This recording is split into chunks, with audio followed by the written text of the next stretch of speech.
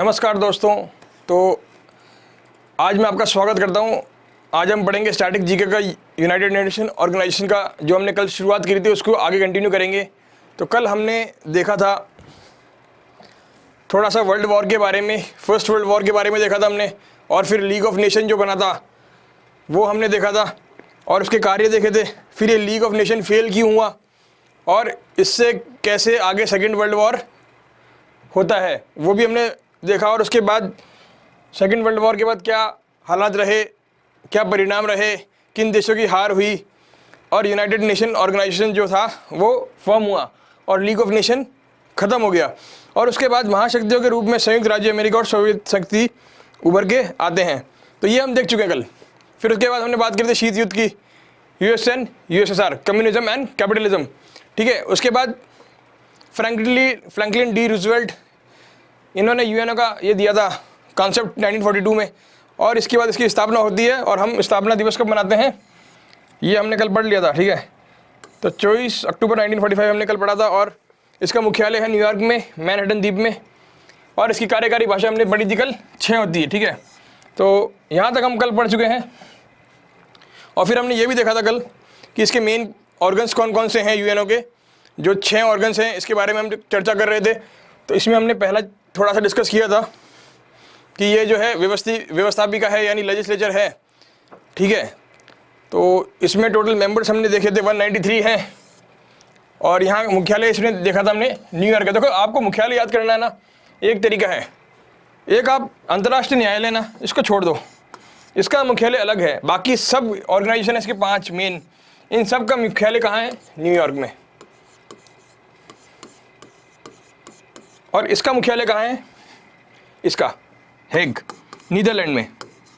सिर्फ इसका अलग जगह है, बाकी सबका एक जगह। मेन ऑर्गेनाइजेशन जो है, जो मेन इसके पार्ट्स हैं। तो ये हमने कल पढ़ लिया था। फिर हमने इसके बारे में भी पढ़ा था कि मतों का अधिकार किस तरह से होता है और कितने पार्टिसिपेंट्स एक देश से पार्टिसिपेट कर सकते हैं। तो यहाँ तक हमने पढ़ लिया था। Rahul Meena ji, good morning, good afternoon. अब हम पढ़ेंगे सुरक्षा परिषद के बारे में। तो एक थी जनरल बॉडी मीटिंग, महासभा, जो जनरल डिस्कशंस करती है। इसमें सभी मेंबर्स की मेंबरशिप होती है। दूसरी हम बात करेंगे सुरक्षा परिषद की। तो देखिए, सिक्योरिटी काउंसिल, सुरक्षा परिषद, तो ये बहुत चर्चा में रहती है, बहुत न्यूज़ में रहती है और इसको लेकर कई विवाद भी हैं। तो देखो, वर्ल्ड वॉर 2 जब खत्म हुआ तो 2 पावर उभरे। मैंने आपको कल बताया था, एक था यूएस और एक था यूएसएसआर, अमेरिका और सोवियत यूनियन। अब जैसे ही वर्ल्ड वॉर 2 से हम बाहर आए तो पावर इक्वेशन चेंज हो गई। पहले ब्रिटेन, फ्रांस, जर्मनी, ये लोग राज कर रहे थे। ठीक है, यूएस से यूएसएसआर, ये लोग इतने पावरफुल नहीं थे। लेकिन सेकेंड वर्ल्ड वॉर के कारण यूएसए और यूएसएसआर का उदय होता है। पावरफुल थे लेकिन वो लोग ऐसा कुछ शो नहीं कर रहे थे। उस टाइम डोमिनेंस किसकी थी? ग्रेट ब्रिटेन की थी, फ्रांस की थी, जर्मनी की थी। ठीक है, एटसेट्रा। लेकिन उसके बाद जो है सिनेरियो बदल गया। तो इसके बाद शीत युद्ध शुरू होता है और ये दोनों देश जो है अपनी मनमानी करने लग जाते हैं। भाई, जो जीतता है ना वो मनमानी करता है। तो इन्होंने जो ऑर्गेनाइजेशन बनाए, इसमें जो नियम कानून बनाए, ये सब भी अपनी मर्जी से बना दिए। तो अभी हम इसमें पढ़ेंगे वीटो पावर के बारे में और परमानेंट और नॉन परमानेंट सदस्य के बारे में। तो कैसे इन्होंने अपने अपने एलाइज को जो है इसमें सिक्योरिटी काउंसिल में जगह दिला दी, ताकि इनका जो पक्ष है वो मजबूत रहे, इनकी जो सत्ता है वो दुनिया पे कायम रहे और ये जो चाहें हर जगह इंटरफेरेंस कर सकें। ठीक है, तो देखिए, सिक्योरिटी काउंसिल की स्थापना हुई इसके अंदर। ठीक है, तो जो लीग ऑफ नेशन नहीं कर पाया वो ये चाह रहे थे कि ये सिक्योरिटी काउंसिल से कर सकें, ताकि आने वाले युद्ध की जो स्थिति है अगर बनती है तो उसको रोक सकें, शांति वार्ता कर सकें, एक जगह हम बैठ के डिसाइड कर सकें कि कोई यहाँ पे वॉर टाइप सिचुएशन ना हो। लेकिन आपने न्यूज़ अक्सर सुनी होगी कि यूएन के जो अंडर काम करते हैं बड़े बड़े देश, जैसे यूएसए, रशिया, या फिर और भी कोई देश ले लो पावरफुल, जैसे फ्रांस, जर्मनी, ब्रिटेन, ये वाले जो देश हैं ये लोग सब शामिल रहते हैं हर जगह। एक यूएसएसआर थोड़ा सा इनसे, रशिया जो है अभी एट प्रेजेंट अर्शवेल यूएसएसआर था, मतलब पहले इसका नाम यूएसएसआर था, तो वो थोड़ा सा अलग रहता है। लेकिन जो इनके मुद्दे रहते हैं वो सेम रहते हैं और ये हर चीज़ पे सही तरीके से नहीं चलते हैं। तो इसके बारे में हम इस सिक्योरिटी काउंसिल के अंदर चर्चा करेंगे। तो देखिए, वैश्विक शांति की स्थापना की दिशा में सुरक्षा परिषद की भूमिका महत्वपूर्ण है। तो वैश्विक शांति, भाई शांति चाहिए सबको, 2 वर्ल्ड वॉर झेल लिए, अगर तीसरा हुआ तो न्यूक्लियर बॉम्ब आ जाएगा और दुनिया ख़त्म हो जाएगी, ये बात लोगों को मालूम है, ठीक है। तभी भी लोग जो हैं एटम बम, न्यूक्लियर बम बनाने में तुले हुए हैं। सेकंड पॉइंट, इसके प्रभावी प्रयासों के कारण ही वर्ष 1988 में संयुक्त राष्ट्र के इस महत्वपूर्ण घटक को नोबेल शांति पुरस्कार मिला। कहाँ मिला, कब मिला? 1988 में, ठीक है। 90 से 2 कम, 1990 से -2 करेंगे तो 88 आ जाएगा, तो नोबेल शांति पुरस्कार मिला। और इसका मुख्यालय मैंने आपको बता ही दिया कि ये न्यूयॉर्क में है। तो इसने कई जगह महत्वपूर्ण भूमिका भी निभाई है। इसको वर्ल्ड का पुलिसमैन बोलते हैं, पुलिसमैन, दुनिया का पुलिसमैन, क्योंकि ये पुलिस की भूमिका निभाता है, लॉ एंड ऑर्डर मेंटेन करने की कोशिश करता है, शांति स्थापित करने की कोशिश करता है। अगर 2 देशों के बीच में विवाद हो जाए, कोई लड़ाई हो जाए, तो ये वहाँ पे शांति स्थापित करने की कोशिश करता है। अब देखिए क्या होता है, हर कंट्री का, हर देश का अपना इंटरेस्ट होता है, अपने प्रॉफिट्स होते हैं, अपने लॉसेस होते हैं। इंटरेस्ट मतलब कि भाई आपके फायदे की बात क्या है, ठीक है। अब ऐसा कोई देश है जिसका किसी से कोई लेना देना नहीं है, किसी से कोई फायदा नुकसान नहीं है, तो वहाँ पे ये सारी पावर लगा देंगे। लेकिन अगर इनका खुद का फायदा अटक रहा है, जो यहाँ 5 परमानेंट मेंबर्स हैं, तो वो वीटो लगा देंगे, ठीक है। तो अब हम बात करेंगे वीटो की। तो देखो वीटो है, वीटो पावर क्या होती है। तो सबसे पहले हम जान लेते हैं कि स्थायी सदस्य क्या होते हैं, अस्थायी सदस्य क्या होते हैं। तो देखो ये है परमानेंट मेंबर, स्थायी मतलब परमानेंट, यानी ये तो हमेशा ही रहेंगे यहाँ पे इस काउंसिल के अंदर, सिक्योरिटी काउंसिल के अंदर, ये परमानेंट है। और ये है द अस्थायी सदस्य, ये टेम्परेरी है। तो ये जो है ना बदलते रहते हैं, ये चेंज होते रहेंगे, हर 2 साल में चेंज होंगे। ये फिक्स है। कौन कौन है देखो, उस टाइम की सुपर पावर कौन कौन सी थी? ब्रिटेन थी, फ्रांस थी, अमेरिका था, रशिया था, ठीक है। अब फ्रांस को शामिल करने का जो कारण था वो ये था कि जर्मनी को कंटेन करना था, ठीक है। चीन को भी शामिल कर लिया क्योंकि जापान एक वर्ल्ड वॉर 2 में सुपर पावर था, तो इसीलिए चाइना को भी। और इसकी ऐसा भी बोला ये गया कि ये बहुत बड़ी पॉपुलेशन का रिप्रेजेंटेशन करता है, इसलिए इसको स्थान देना जरूरी है। जबकि ये चीन इतना पावरफुल नहीं था सेकेंड वर्ल्ड वॉर के टाइम पे, अभी हो गया लेकिन पहले नहीं था, तो यहाँ पे इसको भी इसीलिए स्थान दिया गया। तो रूस को तो आना ही था, अमेरिका को तो आना ही था, ये तो ना तो वर्ल्ड पावर हो गए थे। अब बात करते हैं 10 अस्थायी सदस्यों की। तो ये जो व्यवस्था बनाई है इन्होंने, बेसिकली इन लोगों ने मिलकर बनाई है, ब्रिटेन, अमेरिका, रशिया, इन लोगों ने मिलकर बनाई है। जर्मनी को स्थान नहीं दिया इसमें, सोचने वाली बात है, इंडिया को स्थान नहीं दिया, ठीक है। तो ये जो है ना अनडेमोक्रेटिक यानी असंवैधानिक इसको बोला जाता है, असंवैधानिक व्यवस्था।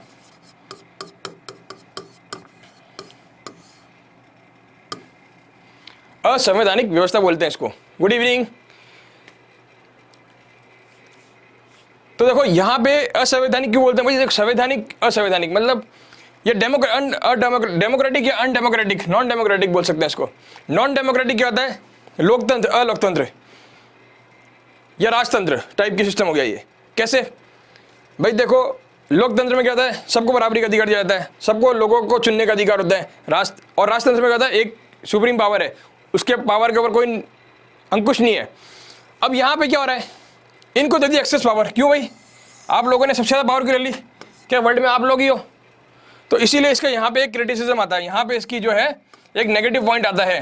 सिर्फ इसकी आलोचना इस रूप में करी जाती है कि यहाँ पे यूएस और यूएस के जो दूसरे देश थे, इन्होंने मिलकर सत्ता अपनी लगा ली यहाँ पे, ठीक है। अब बात करते हैं आगे। 5 स्थायी सदस्यों के पास क्या है अधिकार? वीटो का, VETO। तो इंडिया में भी वीटो है, किसके पास है बताओ? इंडिया में वीटो किसके पास है? Any answer? वीटो की पावर किसके पास है इंडिया के अंदर? वीटो का मतलब क्या होता है? आप क्या समझते हो वीटो से? कभी सुना है आपने नाम वीटो? वीटो पावर, पॉलिटी तो पढ़ रखी है आप लोगों ने, पॉलिटी में पढ़ा होगा ना वीटो पावर प्रेसिडेंट के पास होती है। भाई देखो वीटो पावर होती है कि हम चाहें तो इस अधिकार, इस जो भी निर्णय हो रहा है उसको रोक लगा सकते हैं, वीटो लगा सकते हैं, अनकंडीशनल बाउंड कर सकते हैं। तो इन सदस्यों के 5 क्या है? वीटो का अधिकार है, जिससे अस्थायी सदस्य वंचित हैं, अस्थायी सदस्य वंचित हैं। यानी ये जो है इन लोगों के पास नहीं है, तो ये कैसे इलेक्ट होंगे, इसका एक अलग कहानी है। लेकिन इनके पास वीटो अधिकार नहीं है, ठीक है। अब वीटो अधिकार क्या होता है, जैसे कोई निर्णय है, क्या निर्णय, जैसे सपोज करो अफगानिस्तान का मुद्दा चल रहा है अभी, तालिबान का। अब इन्होंने निर्णय लिया कि साहब हम ना तालिबान के खिलाफ एक मोशन लेके आएंगे, एक सदन में एक सहमति बनाएंगे कि भाई इसके खिलाफ हम ना एक्शन लेंगे, ठीक है। अब इन्होंने कहा ठीक है साहब ले लो, तो इन्होंने प्रस्ताव लेके आए, प्रस्ताव लाएंगे तो क्या करेंगे, सबने पास कर दिया, 10 सदस्यों ने यहाँ से पास कर दिया। अब यहाँ से भी सबने पास कर दिया सिवाय एक के, कौन, चीन बोला नहीं हम इस पर वीटो पावर यूज़ करेंगे हमारी, हम इसको पास नहीं होने देंगे। तो इन 5 में से अगर एक ने भी वीटो पावर का यूज़ करके किसी चीज़ के लिए मना कर दिया तो वो जो डिसीजन है वो ले नहीं पाएंगे, या वो जो बिल है वो पास नहीं हो पाएगा, ठीक है। भाई अपने यहाँ पे भी ऐसे होता है ना पार्लियामेंट में, राज्यसभा लोकसभा, जैसे ये आपने पढ़ा होगा, लोकसभा से एक बिल पास होता है, फिर ये दूसरे में जाता है, राज्यसभा में जाता है, ये राज्यसभा से पास होकर लोकसभा में चले जाता है, कैसे भी जा सकता है। और इन दोनों के बाद तीसरे स्टेप में आता है president of India, president of India. तो इसके पास होता है वीटो का अधिकार। अगर ये दोनों अपने पावर से ज़्यादा का अगर मिसयूज़ करके कुछ अनकॉन्स्टिट्यूशनल काम कर रहे हैं या कुछ इस तरह का बिल लेके आ रहे हैं जिससे अव्यवस्था कायम हो सकती है, तो प्रेसिडेंट चाहे तो वीटो का इस्तेमाल कर सकता है, ठीक है। तो यहाँ पे वीटो का इस्तेमाल ये 5 में से कोई एक देश कर सकता है, कोई भी, चाहे तो 5 कर सकते हैं। तो अगर एक भी देश ने मना कर दिया तो वो जो है बिल पास नहीं हो पाएगा या वो निर्णय हो नहीं पाएगा। अब बात करते हैं आगे। अब देखो यहाँ पे क्या हो रहा है, चुनाव प्रक्रिया 17 जून 2020 को, तो रिसेंट अभी जो है इलेक्शन हुए यहाँ के, ठीक है। कौन कौन चुना गया, Bharat, Ireland, Norway, Kenya, Mexico. तो इस बार भारत चुना गया, तो इसलिए आपके लिए ज़रूरी हो गया कि आप याद रखें कि इस बार भारत के साथ साथ कौन कौन चुना गया, आयरलैंड, नॉर्वे और केन्या। तो नॉर्वे यूरोप के बिल्कुल नॉर्थ में है, ठीक है, केन्या अफ्रीका में है, और मैक्सिको कहाँ है, जल्दी से कमेंट करके बताइए मैक्सिको कहाँ पड़ता है, ठीक है। ये आपका नहीं है तो आपको मालूम है तो आप जाके एक मैप देखिए, आपका होमवर्क है। तो मैंने आपको बताया इसका 2 वर्ष का कार्यकाल है, कितने वर्ष का है, 2 वर्ष का कार्यकाल है। अब कैसे होगा 2 वर्ष का कार्यकाल पूरा, भारत वर्तमान में शक्तिशाली संयुक्त राष्ट्र सुरक्षा परिषद के एक अस्थायी सदस्य के रूप में 2021-22 के कार्यकाल की सेवा कर रहा है, ठीक है। और अगस्त में संयुक्त राष्ट्र के, अच्छा देखो अगस्त में क्या होगा, ये इंपॉर्टेंट चीज़ है, अगस्त में संयुक्त राष्ट्र के 15 देशों की अंग की अध्यक्षता ग्रहण करेगा। तो यहाँ पे जो देखो क्या होता है, जैसे ये 15 लोग हैं, जैसे 5 तो ये परमानेंट हो गए, 1 2 3 4 और 5, ये 5 हो गए परमानेंट।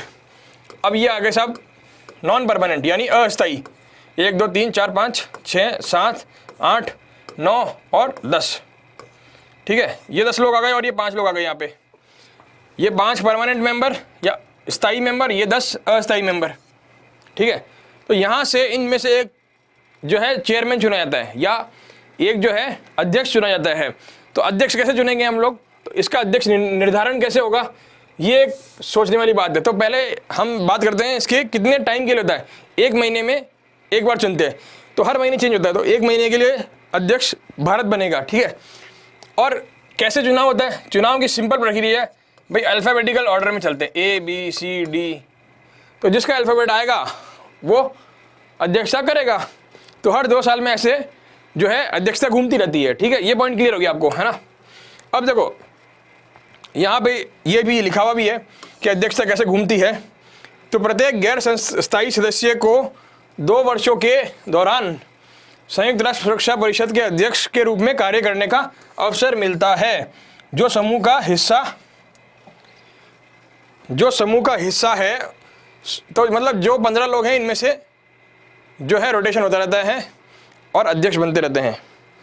अब देखो सुरक्षा परिषद के अध्यक्ष सदस्य राज्यों में के नामों के अंग्रेजी वर्णाक्रम के हिसाब से होता है, यानी अल्फ़ाबेटिकल इंग्लिश अल्फ़ाबेटिकल ABCDEFGH, इसके हिसाब से हम लोग डिसाइड करेंगे, ठीक है। अब स्थायी सीट के लिए, अच्छा अब एक विवाद चल रहा है यहाँ पे। विवाद क्या है, देखो कुछ पावरफुल कंट्रीज हैं जैसे कि जर्मनी, ठीक है, इंडिया, और भी है, तो ये 2 मेन है, और भी है, पर ये 2 अच्छे कंटेंडर।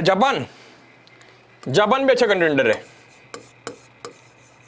पावरफुल है, टेक्नोलॉजिकल एडवांस देश है, डेवलप्ड नेशन है, जर्मनी डेवलप्ड नेशन है और 2 वर्ल्ड वॉर में इसने जो लड़ाई करी है, जो टेक्नोलॉजी का यूज़ किया है, उसका कोई हिसाब नहीं है।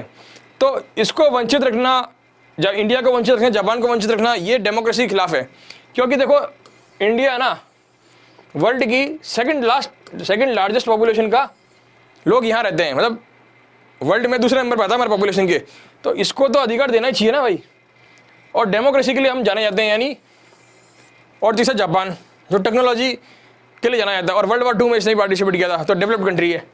तो यहाँ पे एक विवाद चल रहा है कि एक परमानेंट फोर, एक देश और है, तो ये लोग क्या कर रहे हैं, ये लोग अपनी स्थायी सीट पाने के लिए एक मोर्चा चला रखा है इन लोगों ने। तो ये सब वर्ल्ड लेवल पे जो है कौन अपने लिए मत हासिल कर रहे हैं, ठीक है। तो भारत के लिए जो है ना रोड़ा कौन है, चाइना। देखो मैंने यहाँ लिखा भी है, भारत के दावे के अधिकारी को समर्थन किसने नहीं किया, चीन। ये देखो यहाँ लिखा हुआ। तो भाई सदस्य देशों की जो ये परमानेंट मेंबर जो इनका चुनाव होना है और जो इसमें चेंज होना चाहिए, क्योंकि वर्ल्ड में 50 साल में बहुत चेंज हो चुके हैं, तो इसलिए परमानेंट मेंबर्स में भी चेंज होना चाहिए। तो भारत कह रहा कि साहब हमारा नाम भी इंक्लूड करिए परमानेंट मेंबर में, हम भी परमानेंट मेंबर बनना चाहते हैं, ठीक है। तो इसका वर्ल्ड लेवल पे अच्छा सपोर्ट मिल रहा है इंडिया को, सिवाय कुछ एक देश हैं जैसे पाकिस्तान जैसे देश, चाइना जैसे देश, ये लोग हमें नहीं चाहते कि हम परमानेंट मेंबर बने। तो चीन इसका वीटो लगातार करता आ रहा है, क्योंकि हमारा पड़ोसी राज्य चीन है और वो नहीं चाहता कि हम पावरफुल बने, ठीक है दोस्तों। तो ये एक विवाद है। तो यहाँ चाइना जो है वीटो का इस्तेमाल कर रहा है। और भी केसेस हैं जहाँ पे चाइना ने वीटो का इस्तेमाल किया है। जैसे मैं आपको बता देता हूँ कि जैसे टेररिज्म है, आतंकवाद, देखो आतंकवादी आते हैं ना, आतंकवादी,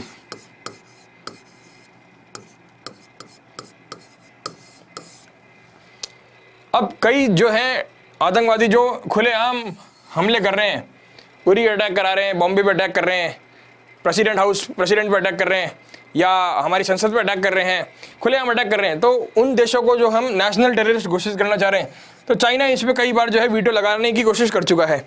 तो ये एक विवाद है, ठीक है दोस्तों।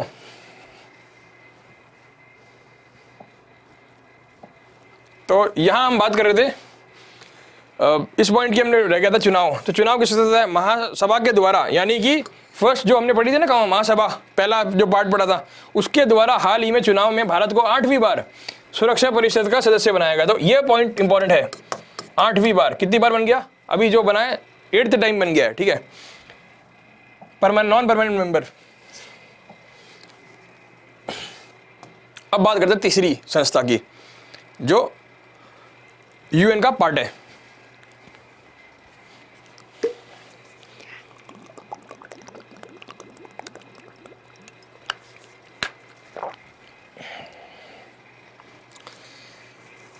तो देखो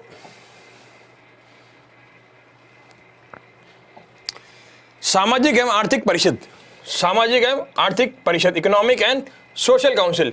तो नाम से स्पष्ट हो रहा है कि ये किस मुद्दे पर डील करेगी, एक तो इकोनॉमी यानी आर्थिक, एक तो आर्थिक मुद्दे पर डील करेगी भाई, ठीक है, आर्थिक मुद्दे, और दूसरे सामाजिक मुद्दे, सामाजिक, सोशल मतलब सोशल यानी सामाजिक, मतलब क्या समझते हैं आप सामाजिक से, आर्थिक तो समझ गए पैसे से, पॉवर्टी से, ये सब चीज़ें है ना, मैल न्यूट्रिशन वगैरह, ये सब चीज़ें, डेवलपमेंट। सामाजिक मुद्दे क्या होते हैं, जैसे औरतों की स्थिति कैसी है, माइनॉरिटीज़ की स्थिति कैसी है, आप वोट देने का अधिकार रखते हैं कि नहीं रखते हैं, आपको स्वतंत्रता का अधिकार है कि नहीं है, आप कानून के सामने बराबर का अधिकार है कि नहीं है। तो हमारे भारत में सब अवेलेबल है सबको, इसलिए हम लोग इसकी अहमियत नहीं समझ रहे हैं। लेकिन आप ऐसे देशों में जाइए, अफ्रीका देशों में या तालिबान वाले देश जो अफगानिस्तान है, इस देशों में जाइए, वहाँ जहाँ पे अव्यवस्था, अशांति है और आतंकवाद का राज है, वहाँ पे जाके देखिए, वहाँ ये मुद्दे बहुत बड़े हैं। तो ये जो ऑर्गेनाइजेशन बनी थी ना, तो वर्ल्ड वॉर 2 के बाद इसीलिए बनी थी कि जो देश हैं, जो सहयोगी देश हैं, उनके अलग अलग जो राष्ट्र हैं, वहाँ पे जो है हम शांति व्यवस्था स्थापित करें, आर्थिक और सामाजिक मुद्दों पे जो स्थिरता कायम करें। अब यह परिषद महासभा के सहयोगी के रूप में अंतर्राष्ट्रीय सामाजिक आर्थिक सहयोग और विकास को बढ़ावा देती है। तो विकास, डेवलपमेंट की बात कर रहे हैं, आर्थिक सहयोग की बात कर रहे हैं। तो एक क्या बात कर रहे हैं हम इसमें, विकास की बात कर रहे हैं, विकास, डेवलपमेंट की बात कर रही है, ठीक है। डेवलपमेंट, इसका मुख्यालय भी मैंने बता दिया आपको पहले ही, न्यूयॉर्क में। और परिषद के कुल सदस्यों की संख्या कितनी है? 54 है। तो इसमें जो जनरल काउंसिल है यानी महासभा जो है उसमें तो 193 मेंबर्स है। और लास्ट देश कौन सा था? मैंने कल बताया था आपको, लास्ट देश था साउथ सूडान 2011 में। लेकिन इसमें जो है टोटल 54 देश हैं और इनका चुनाव होता है महासभा के द्वारा। और कितने वर्ष के कार्यकाल होता है इनका? 3 वर्ष का कार्यकाल होता है, ठीक है। और चयनित किसके होते हैं? महासभा द्वारा चयनित होते हैं। अब कैसे चुनाव होता है? देखो कैसे होता है, देखो 54 है, 54 मेंबर्स हैं, ठीक है। अब 54 को 3 से डिवाइड कर दो, 3 × 3 और 3 × 8 = 24, यानी 18, 18 और 18, ठीक है। 18, 18 और 18। तो एक बार में जो है ना 1/3 लोगों का चुनाव होता है, 1/3 लोगों का चुनाव होता है। फिर अगली बार जैसे अभी 3 साल के लिए इनका हो गया, ठीक है। फिर अगले बार इनका हो जाएगा, फिर अगली बार इनका हो जाएगा। तो हर 1 साल में 1/3 मेंबर रिटायर हो जाते हैं, मतलब 1/3 मेंबर का कार्यकाल समाप्त होता है, नए 1/3 मेंबर जो आगे जुड़ जाते हैं। तो इस तरह से हमारे राज्यसभा में भी मेंबर्स रहते हैं, वो भी ऐसे करते हैं ना भाई। राज्यसभा का आपने सुना होगा ना, भारत की राज्यसभा है ना, भारत की राज्यसभा, राज्यसभा,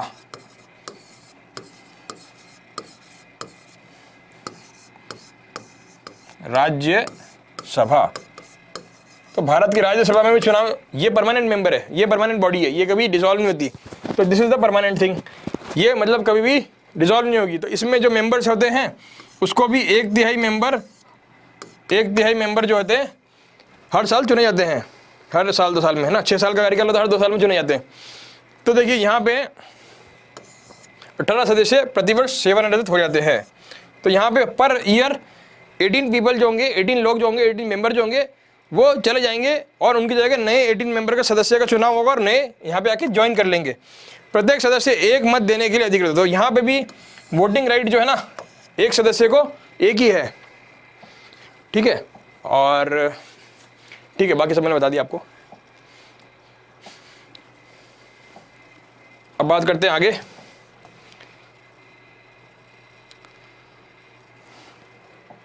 अब देखो भारत 2020 से 24 तक, 2000, ये क्वेश्चन बनता है आपका एग्जाम का, यहाँ से करंट क्वेश्चन है। 2022 से 2024, तो अगले 2 साल के अंदर ये क्वेश्चन आएगा, हर एग्जाम में आएगा, रिपीटेडली आएगा। और इस ऑर्गेनाइजेशन के बारे में भी पूछ सकते हैं क्योंकि भारत यहाँ पे चयनित हुआ है। तो 2022 से 24 के कार्यकाल में के लिए संयुक्त राष्ट्र आर्थिक और सामाजिक परिषद के लिए चुना गया है, ठीक है। तो भारत के यहाँ पे भी सिलेक्शन हो गया और सिक्योरिटी काउंसिल में भी सिलेक्शन हो गया, ठीक है। अब दूसरा क्या है, भारत को अफगानिस्तान, कजाकिस्तान और ओमान के साथ एशिया प्रशांत राज्यों की श्रेणी में चुना गया। तो यहाँ पे ना कैटेगरी होती है, तो एक एरिया है एशिया पैसिफिक, तो यहाँ से किसको चुना गया? भारत को चुना गया। भारत के साथ अफगानिस्तान को चुना गया, उसके साथ कजाकिस्तान को चुना गया और उसके साथ ओमान को चुना गया, ठीक है। और सामाजिक एवं आर्थिक परिषद के 54 सदस्य महासभा द्वारा 3 साल के लिए कार्यकाल के लिए चुने जाते हैं। तो ये बात मैंने आपको पहले बता दी, ठीक है।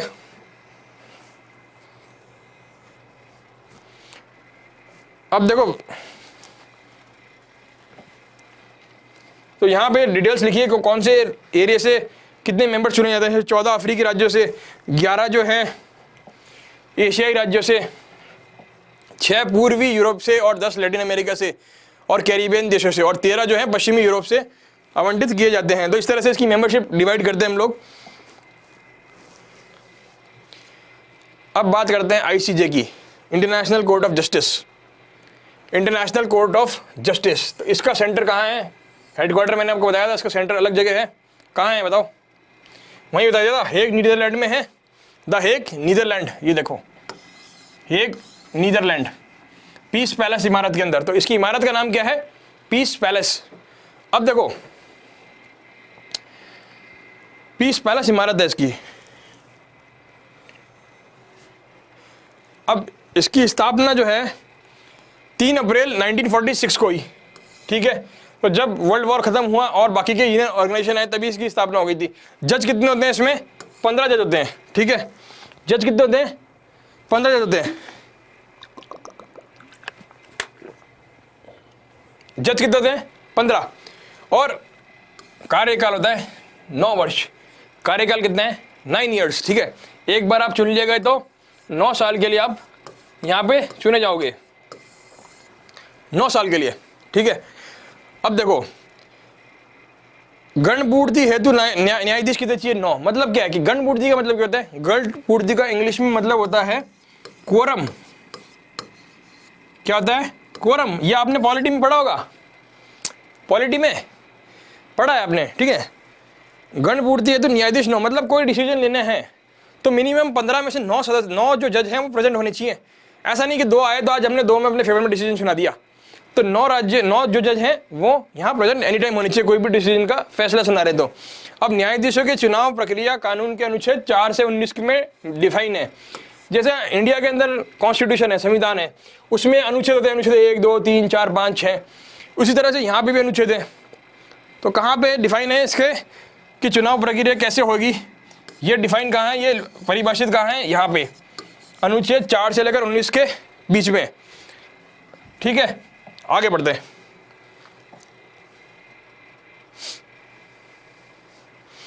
आगे देखो, कोई भी 2 न्यायाधीश एक ही देश के नागरिक नहीं हो सकते। ये भी अच्छा कॉन्सेप्ट है भाई। पता लगा चाइना ने भेज दिए 3-4 अपने देश के नागरिक कि जाओ जो न्यायाधीश बन जाओ, और सेलेक्ट हो गए वो लोग। अब वो हर डिसीजन जो है चाइना के फेवर में कर रहे हैं। तो ये भी बहुत अच्छी बात है कि कोई भी 2 न्यायाधीश एक ही देश के नहीं हो सकते। ठीक है, ये भी बहुत अच्छी बात है।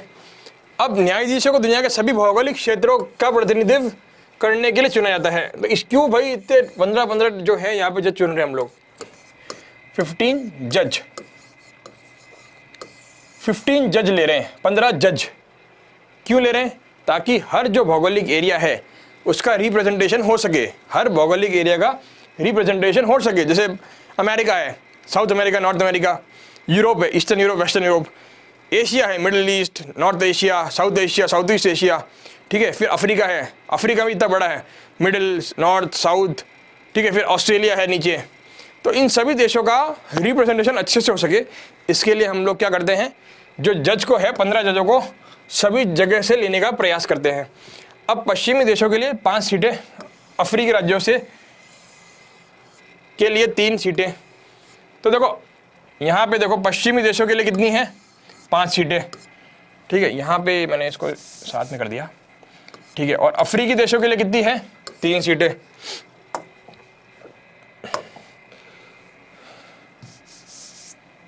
अफ्रीकी राज्यों के लिए 3 सीटें। ठीक है, और पूर्वी यूरोप के लिए 2।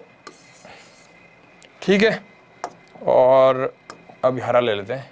एशियाई के लिए 3। ठीक है, अलग अलग कलर में कर दी ताकि आपको इजी रहे। और लैटिन अमेरिका और कैरिबियन देश राज्यों के लिए 2 सीटें। ठीक है, तो हम यहाँ लिख सकते हैं वेस्टर्न नेशंस, वेस्टर्न नेशनों के लिए 5, अफ्रीका के लिए 3। ठीक है, और क्या है?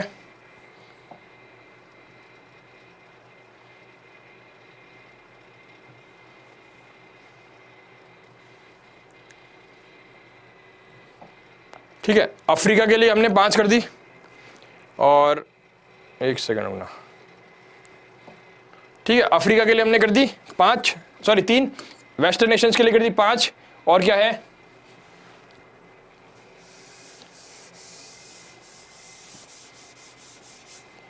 अफ्रीका के लिए 3 हो गई। फिर अभी पूर्वी यूरोप यानी कि ईस्टर्न यूरोप। ईस्टर्न यूरोप क्या होता है भाई? यूरोप है, यूरोप का पश्चिमी क्षेत्र होता है, वेस्टर्न नेशंस में ले लिया। और यूरोप के जो ईस्टर्न वाले देश बचे हैं उनको किसमें अलग से कैटेगरी बना दी? ईस्टर्न यूरोप के लिए। ईस्टर्न यूरोप के राज्यों के लिए 2। ठीक है, एशियाई के लिए, अब देखो यहाँ पे एशिया में यहाँ लिख देता हूँ, ये देखो एशियाई देशों के लिए कितने लिए? 3। फिर अब लैटिन अमेरिका और कैरिबियन देश एक जगह ले लिया इन्होंने। भाई देखो यहाँ अमेरिका है, सपोज यहाँ पे ये अमेरिका, साउथ अमेरिका, यहाँ पे ये नॉर्थ अमेरिका, और ये है साउथ। बीच में यहाँ पे इनको कनेक्शन कुछ देश हैं, यहाँ पे कुछ देश हैं, तो इन सब के लिए क्या ले लिया, लैटिन अमेरिका प्लस कैरिबियन देश, इनके लिए क्या ले लिए, 2 सीट ले ली, इनके लिए क्या ले ली, 2 सीट ले ली। तो इस तरह से इसका डिवीजन है, ठीक है। तो एक बार हम वापस देख लेते हैं क्या क्या हमने पढ़ा आईसीजे में, है ना, आईसीजे में पढ़ रहे थे। तो यहाँ पे हमने देखा कि भाई इसकी जो है पीस पैलेस इमारत है, इमारत का नाम क्या है, पीस पैलेस। भाई शांति चाहिए, तो इसलिए हम यहाँ न्यायालय के जाते हैं, शांति लेने के लिए जाते हैं, तो इसलिए इसका नाम क्या रख दिया, इसका नाम रख दिया पीस पैलेस, ठीक है, ऐसे याद हो जाएगा आपको।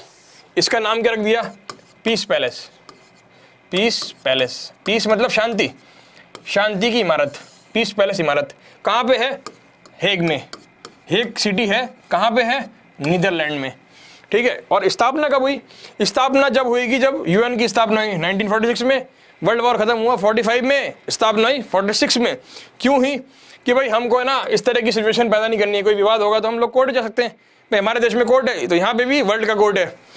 अब न्यायालय में 15 जज होते हैं, तो जज कितने होते हैं, 15, और कोरम के लिए कितने चाहिए, 9, कोरम के लिए कितने चाहिए, 9, और गणपति ये तो हो गया। अब जिनकी कार्यवाही, अब अच्छा ये क्या है, ये देखो कार्य अवधि, यानी कि आप आज सेलेक्ट हो गए जज, आपका चुनाव हो गया जज के रूप में आईसीजे में, तो आप कितने वर्ष तक कार्य कर सकते हैं, 9 साल तक कर सकते हैं, जब तक आपका दोबारा चुनाव हो जाए तो बात अलग है, अदरवाइज आप लोग कितने साल तक कर सकते हैं, 9 ईयर्स तक।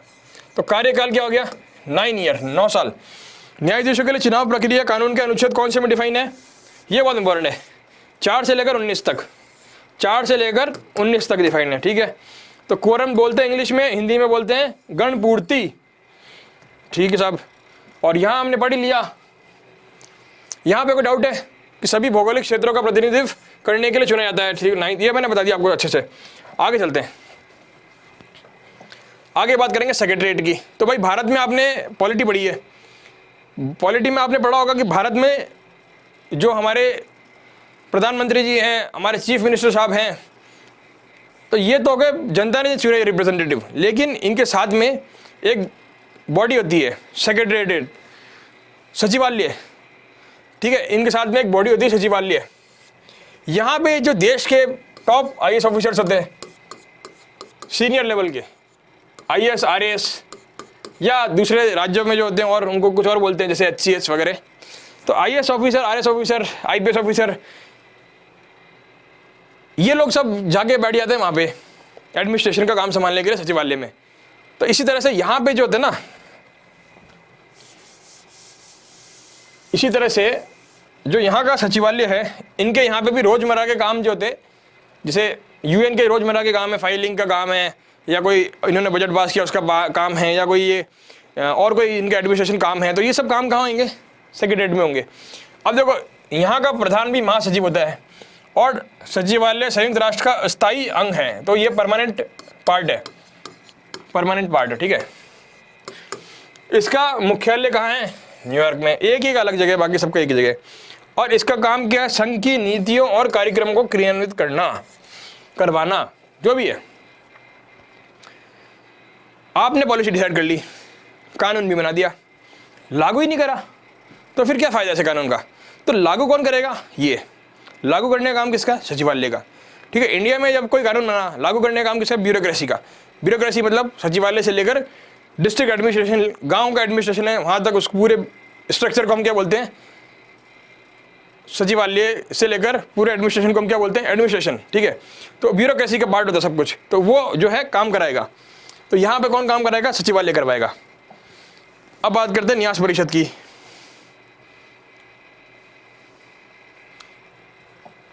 देखो न्यास परिषद, फिलहाल ये जो इसने अपने काम काज है ना वो रोक दिए हैं, इसका कोई काम अभी इतना चल नहीं रहा है, क्योंकि 1994 में लास्ट इसने अपना काम किया था, उसके बाद इसने अपनी जो है सेवाएं रोक दी है। एग्जिस्ट कर रहा है, ये बंद नहीं हुआ है, लेकिन इसने अपनी सेवाएं रोक दी है। क्यों, क्योंकि इसका जो था ओरिजिन वो हम लीग ऑफ नेशन के टाइम से देख सकते हैं। और देखिए इसका उद्देश्य उन देशों प्रदेशों की देखभाल करना था जो द्वितीय विश्व युद्ध से पहले लीग ऑफ नेशंस यानी के अध्यादेश के अंतर्गत थे। यानी कि जैसे कुछ देश हैं वहाँ पे हमने लोगों के राइट दिलवाने, लोगों को अधिकार दिलवाने और डेमोक्रेसी की स्थापना करनी है ना, ये सब चीज़ें, ह्यूमन राइट्स का वायलेशन नहीं हो रहा, ये सब चीज़ें देखनी है। तो ये सब चीज़ें न्यास परिषद देखती थी और डेमोक्रेसी में हेल्प करती थी, उनको उनके अधिकार दिए जाए, उनको उनका जो शासन है वो चलाने दिया जाए। इस तरह की बातें ये लोग करते हैं। तो 1994 के बाद इन्होंने जो है अपने कार्य स्थगित कर दिए। तो अभी इनकी ज़रूरत होती है तो ये मीटिंग कर लेते हैं, अदरवाइज मीटिंग इसकी होती नहीं है अभी, ठीक है। इसमें कुछ ज़्यादा है नहीं। अब ये देखो पहला महासचिव और आखिरी जो है ना वो आपको ध्यान होना चाहिए, ये जनरली पूछ लेते हैं, या फिर कोई फेमस हुआ तो वो भी ध्यान कर लो, बाकी दो ज़्यादा इंपॉर्टेंट है। तो अभी तक पहला कौन था? त्रिगवेली थे, ठीक है, पुर्तगाल से आते हैं ये लोग।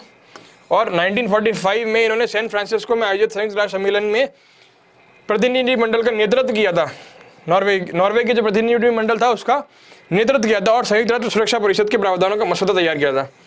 तो इन्होंने ड्राफ्ट तैयार किया था। जैसे हमारे यहाँ पे B.R. अम्बेडकर थे ना, जिन्होंने ड्राफ्ट तैयार करवाया था पूरे भारत के कॉन्स्टिट्यूशन का, संविधान का, वैसे यहाँ पे जो सुरक्षा परिषद के प्रावधान हैं इसका मसौदा किसने तैयार किया, इसका ड्राफ्ट किसने तैयार किया? हमारे त्रिगवेली साहब ने, ठीक है।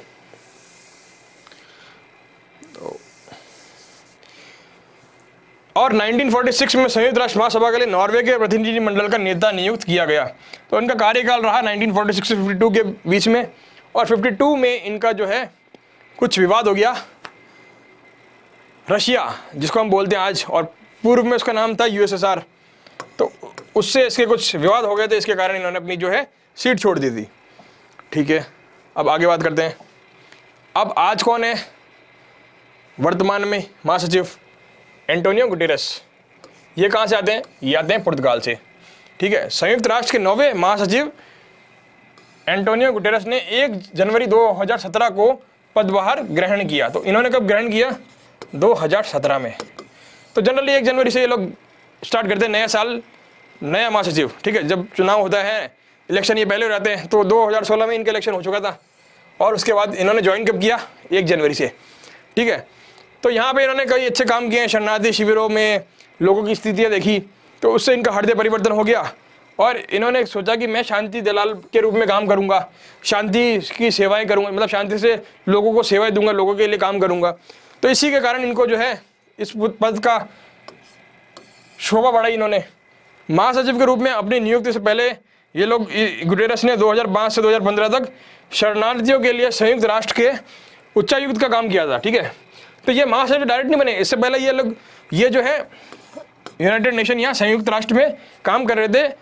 शरणार्थी मतलब जो, जैसे सपोज करो अभी इराक में वॉर चल रहा है या तालिबान का आगमन हो गया अफगानिस्तान में, तो वहाँ से कुछ लोग भाग के आ गए, अब अपना घर बार पैसा सब छोड़ के आ गए, वॉर एरिया से दूसरे एरिया में आ गए। तो अब यहाँ आ गए, तो यहाँ पे इनको शरणार्थी कैंप में रखा जाएगा। भाई भारत पाकिस्तान का जब विभाजन हुआ तो कुछ लोग यहाँ आ गए इंडिया, कुछ लोग पाकिस्तान चले गए।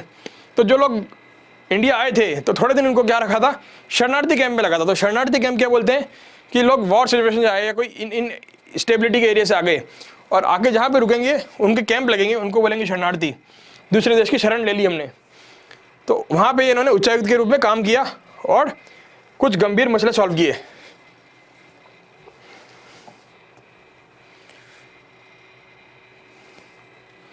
अब देखो, विश्व तामस संगठन के दौरान दुनिया के अग्रणी मानवीय संगठनों यानी ह्यूमन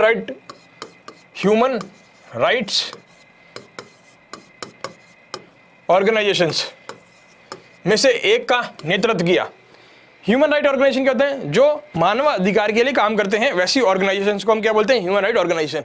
तो ऐसी जो ह्यूमन राइट वायलेशन जहाँ हो रहे हैं उनके साथ इन्होंने मिलकर काम किया कि उनके खिलाफ, कि उनके विरोध में कोई जो काम कर रहा है उनके खिलाफ इन्होंने काम किया। अब देखो यूएनओ का बजट की बात करें, यूएनओ की बजट की बात करते हैं। यूएनओ का बजट क्या होता है? देखो, अब भाई आपने ऑर्गेनाइजेशन बना ली, बहुत बड़ी कंपनी खोल ली, अब चलेगी कैसे? चलने के लिए पैसा चाहिए, वीडियो शूट करने के लिए पैसा चाहिए, हर चीज़ के लिए पैसा चाहिए। तो अमेरिका देता है 22% इसमें, लगभग ये हिस्सेदारी है। कौन कितना पैसा दे रहा है? तो हर देश अपना अपना कॉन्ट्रीब्यूशन देता है। इंडिया कितना दे रहा है? 0.341%। तो India is a developing nation, ये सबसे ज़्यादा डेवलप्ड है, ये सबसे ज़्यादा डेवलप्ड है। ये देखो कितने % दे रहे हैं।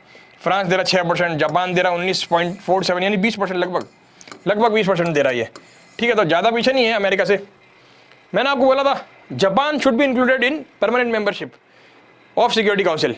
ठीक है, as a permanent member of, मतलब जापान को हम लोग स्थायी सदस्य का स्थान देना चाहिए।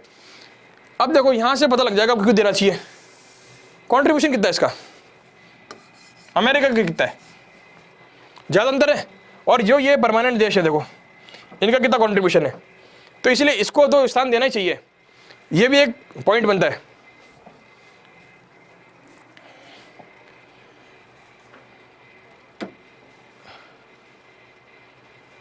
तो दोस्तों आज हम यहीं तक करते हैं, बाकी की जो हम आगे की बात है वो कल करेंगे। इसी के साथ मैं इस वीडियो को यहीं समाप्त करता हूँ। धन्यवाद।